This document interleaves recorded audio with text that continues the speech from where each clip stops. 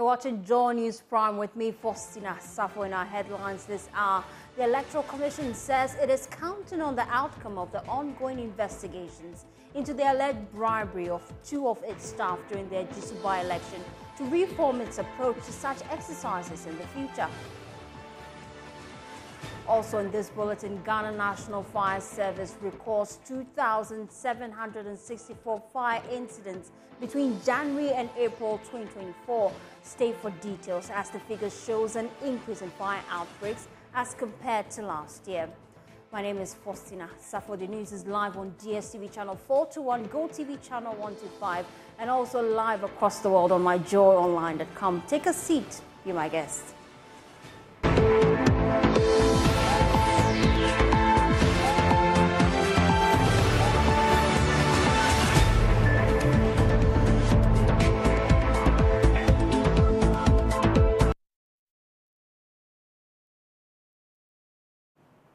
Thanks for choosing us. We're your home of independent, fearless, and credible journalism.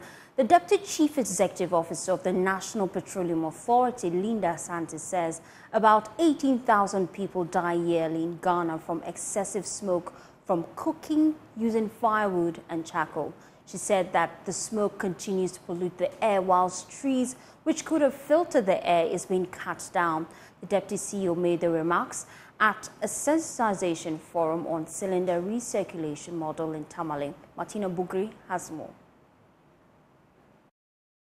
National Petroleum Authority brought together a cross-section of residents of Tamale to discuss the cylinders recirculation model, educate them on the use of liquefied petroleum gas (LPG), and also promote LPG use as an alternative fuel use. The residents asked questions ranging from the price to its safety. Speaking at the forum, the Deputy CEO of the National Petroleum Authority, Linda Asantehene, said smoke from firewood and charcoal continue to harm its users. In the most part of Africa, cooking has been placed in the lives of our mothers and sisters. However, in Ghana, in most part of Africa, cooking has placed the lives of our mothers and sisters in danger because of the smoke they inhale whilst cooking. This is because we cook with firewood and charcoal in most of our communities. I stand to be corrected, but I know majority of us cook with firewood and charcoal. The smoke from cooking with firewood and charcoal causes heart diseases. I want us to pay attention to the effect of the smoke on our health. It causes heart diseases. We know the high blood pressure, hypertension, and all its related issues. It also causes lung cancer, mostly in women because they are the ones who do the cooking in our homes. The smoke also makes us weak, and when you use over a long period, affects your eyes. A recent study shows that about 18,000 people in Ghana die yearly from the use of Otumfuo. She said the MP and its allies are working to reduce the taxes on LPG to make it more affordable. With the Ministry of Energy and the Ministry of Finance are having discussion to make sure that we reduce the taxes on LPG. In addition to that, even before the reduction of the taxes, NPA has gone ahead to have a tender which has reduced the supplier's premium of LPGs that are imported into the country. Personnel of the fire service were present to educate the people on the safety regulations of LPG. Side by side. So this is how the demonstration goes. After pulling the pin, you aim at the pin. So you quickly get your extinguisher. You remove the pin, you aim at the base of the fire. Now you squeeze.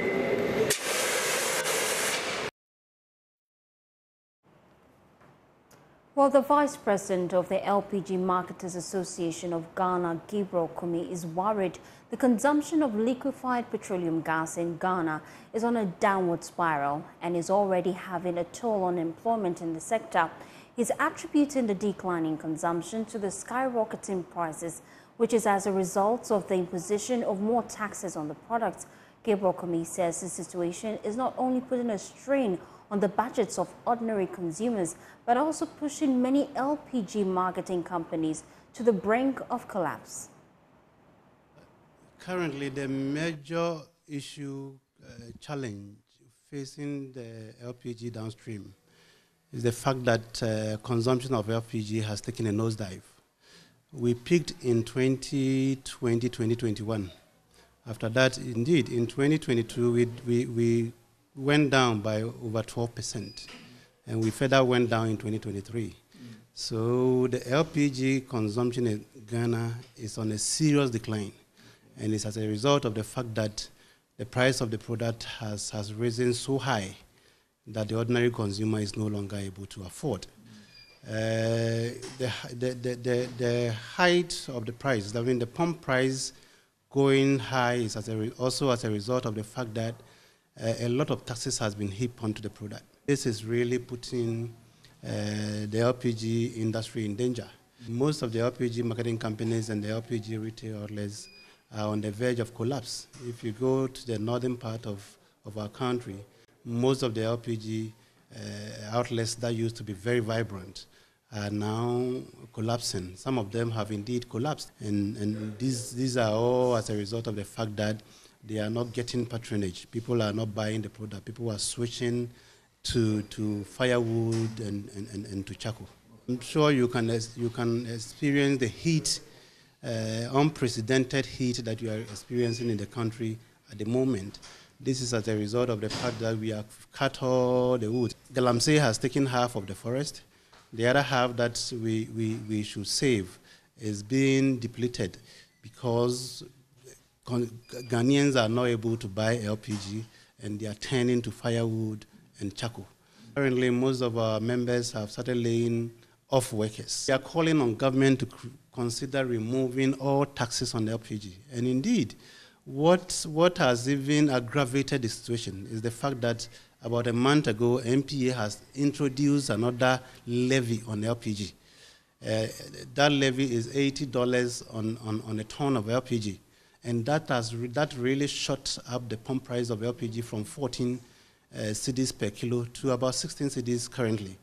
And we have kicked strongly against that. We have sent very strong letters to MPA and to anybody that matters, that if we really, really, really care about this country, if we really, really, really care about increasing consumption of LPG in Ghana, then we should first immediately remove that $80 per ton that MPA have put on it, and government should take measures to remove all the taxes on LPG.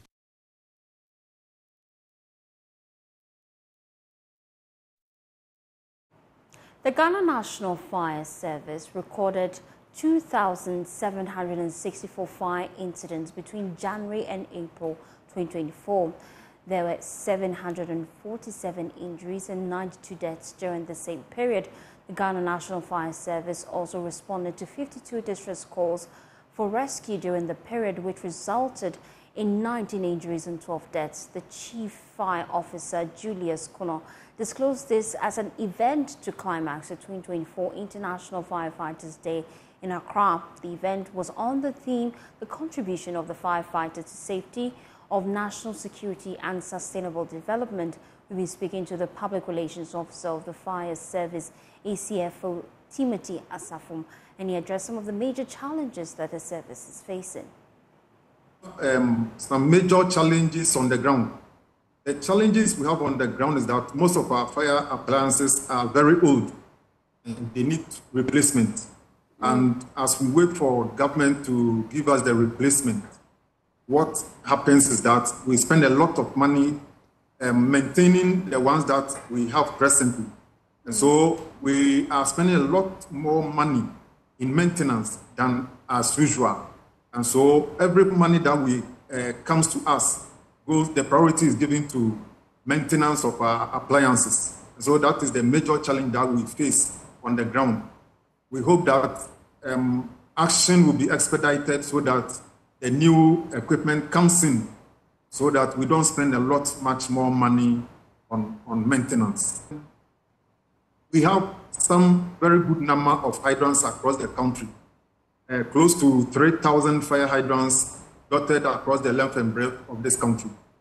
However, the problem is that our main stakeholder, that is Ghana Water Company, has a challenge, and therefore that also transcends to us getting water for our operations.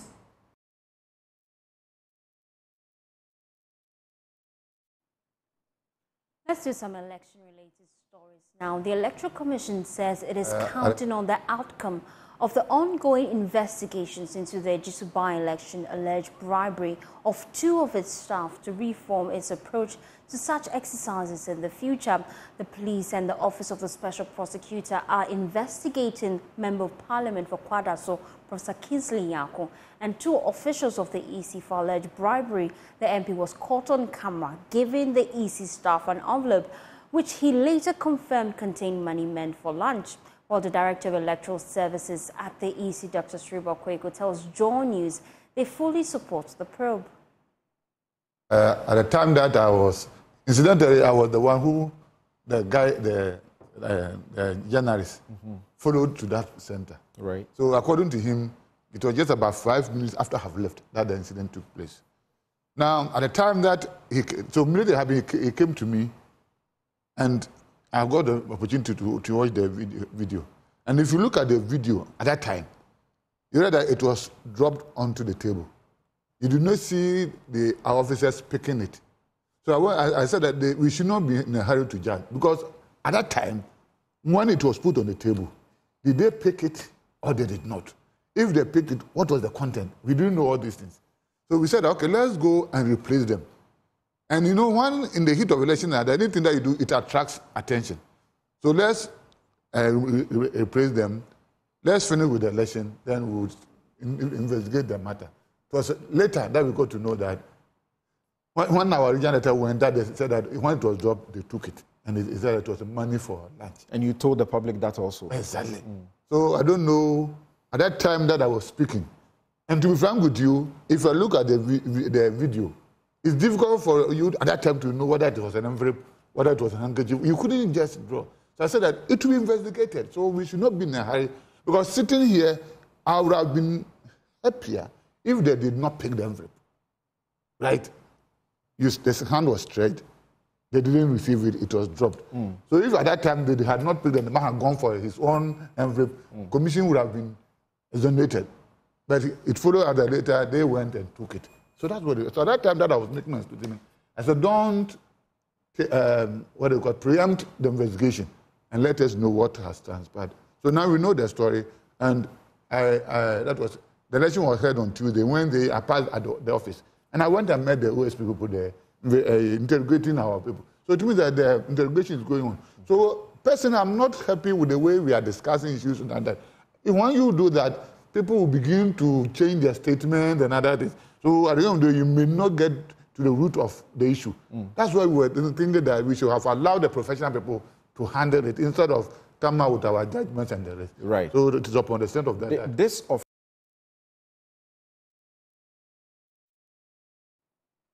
While speaking on Newsfile, the NPP Director of Communications, Richard Ahiamba, says the party did not sanction any such move.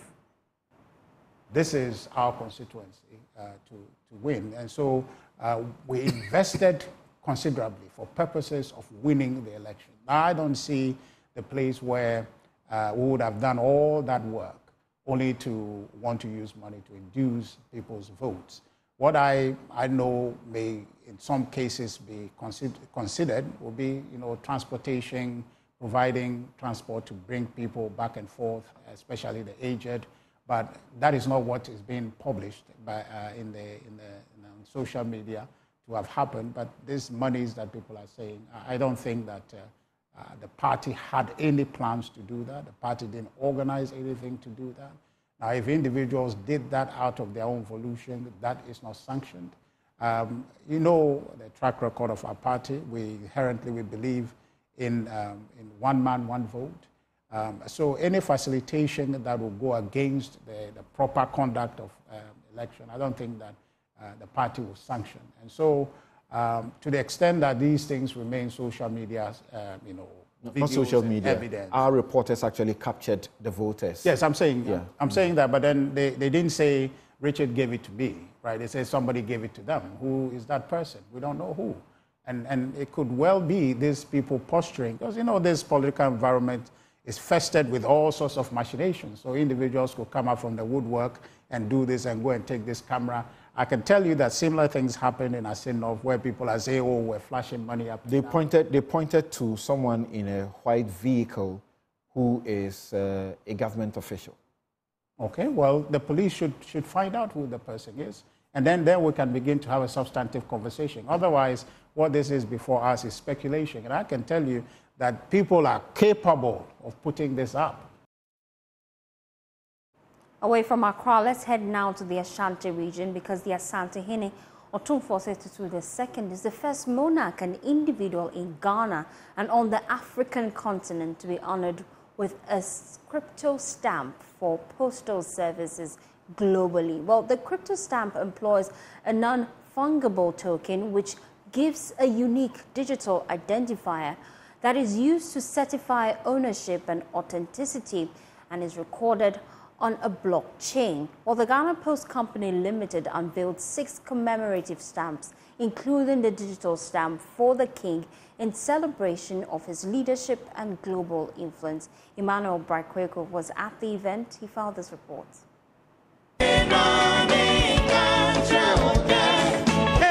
It was a night of music and dance blended with elegance and rich tradition as government officials, royals and other dignitaries graced the unveiling of the Asantehene's commemorative stamps. Here we go! A stamp is in celebration of the Silver Jubilee of Otumfuo II and his unparalleled leadership and remarkable contribution to Asanteman and Ghana. In all, 12 stamps were unveiled by the Ghana Post, including a standard stamp, definitive and commemorative stamp, stamp album, postcards, framed gold stamp, and a maiden crypto stamp. This Asantehene 25th Managing Director of Ghana Post, Bice Osekofo, explains the unique features of the crypto stamp, the first of its kind in Africa. We unveiled the very first ever crypto stamp on the soil of Africa. The Otumfuo II crypto stamp is a stamp that is a digital stamp artifact. With this stamp, you are able to have a non-fungible token, which is an NFT, which is activated by your NFC on your phone or your computer, and you can trade this stamp on the stamp cryptocurrency market. So several stamp collectors are interested in this product. Now, this Otumfuo commemorative stamp is not just a stamp for postage, but it's also a major collector's item. I mean, stamps in its right is a major tool for telling history, for generations unborn to get to know things that happened in the past, because commemorative stamps are used to commemorate people, events, and anniversaries. The postal stamps are expected to be embossed on items to over 150 countries globally with unique images of the Asantehene. They hold profound significance as symbols of cultural heritage, historical legacy, national pride, and educational enlightenment. Communications and Digitalization Minister Esla Owusu-Ekufo highlighted the significance of the commemorative stamp in reflecting the Ghanaian traditional values linked to the vision of the country. This commemorative stamp is therefore a reflection of our national pride and identity. It serves as a reminder of the inextricable link between our traditional values and our modern aspirations, reminding us that our rich cultural heritage is the foundation upon which our nation's future is built. That is what sets us apart from all other peoples on earth and makes us uniquely Ghanaian. Mamponhene Dasebre Osebonsu II thanked the company on behalf of the Asantehene. In the name of Our Majesty, we graciously appreciate. And when I use the terminology we, it means for on behalf of our king and, of course, the kingship that constitute the Asantehene. The royal stamp will stand as a timeless attestation to the enduring bond between tradition and progress. For Joy News, my name is Emmanuel Bright Kweku. You're still watching JoyNews Prime. We're taking a quick breather. When we return, we'll tell you about artificial intelligence and the role it plays in journalism. Do stay tuned in.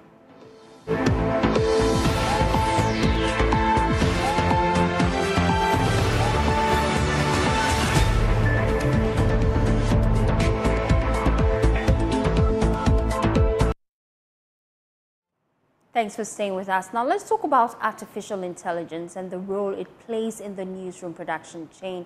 JoyNews editor Otumfuo Powell has debunked fears surrounding the growth of artificial intelligence in journalism, stressing that AI will not replace journalists but rather enhance their work. There's more in this report.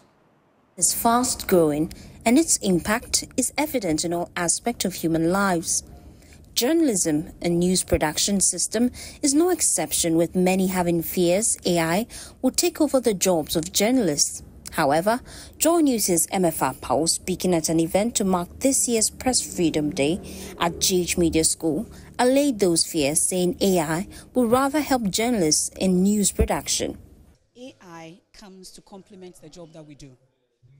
And we don't take it for granted that, yes, there's improvement in technology. When we started, there was no social media. But we did it up until now. And today, social media complements it such that it makes us more responsible. We know that if you are not doing the right thing, somebody is going to put it on social media. The news on social media. So it's making us work twice as hard, faster than we have to. So if AI is there and can write better, maybe if it can write better than I do, I just give it. If without the story, AI cannot go to the ground and generate the story. AI cannot go on the ground, generate the story, and come and put it on the TV. I have to feed AI what it has to be fed with to be able to generate that content that we are looking at. So for me, AI is not such a competition for us, but AI is there to complement our job. I see AI as this microphone that you're holding. Without this microphone, my voice. And that's how we wrap up the bulletin here on JoyNews Prime. Remember to brush your teeth before you go to bed this evening and tomorrow morning when you wake up. Use Pepsodent Cavity Fighter, Pepsodent Charcoal, Pepsodent Herbal, and Pepsodent Triple Action Protection. Because with Pepsodent, every smile matters. My name is Faustina Savo. Good evening.